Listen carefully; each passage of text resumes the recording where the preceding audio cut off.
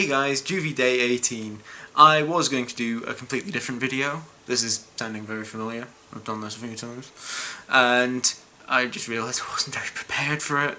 I'm in my pyjamas, I caught the sun a little bit, and I'm just going to talk to you about Years and Years. This is basically going to be just a TV show review, so how that thumbnail's going to work, I don't know. Years and Years is a TV show. It's literally just finished in the UK, and it's done by Russell T Davies, who brought back Doctor Who, and has done a bunch of other good TV shows that I haven't actually watched, but I've been meaning to for ages. And it follows the Lyons family, who are Manchester-based. They've done all sorts of stuff. There's 4 siblings, their grandmother, and each of them has their own family. And then it goes from where we are now into the future, near future, and just going all in on what the future could be like. And I am just both amazed and terrified by the way that this show has been. It's been just amazing and also terrifying, because on the one hand it's really well written. It's got so much good stuff in it. The characters are real living people who've got their own just everything. They've got their own vital sparks that are played incredibly well by the actors that are cast as them. They've got just a life in them, but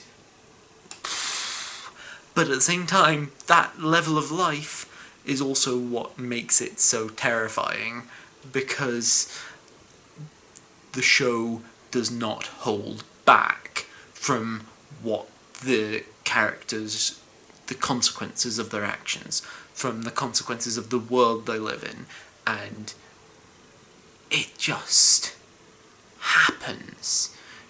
They start off in 2019 with the birth of the youngest sibling's son, and as the series goes on, it jumps ahead a couple years. It jumps ahead like a year each time, and as it goes on, you see radicalization of various groups. You see, like, nuclear war is starting, the climate change is going on, everything that we're hearing about in our current news cycles, everything that we're not hearing about in our current news cycles, everything that is an issue today is being pushed into the future and seeing what the consequences are.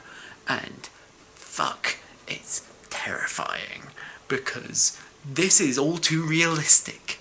It's all too likely that this could actually happen. Each of the 4 main characters, the 4 siblings, they are just really interesting characters. Each of their partners is an interesting character.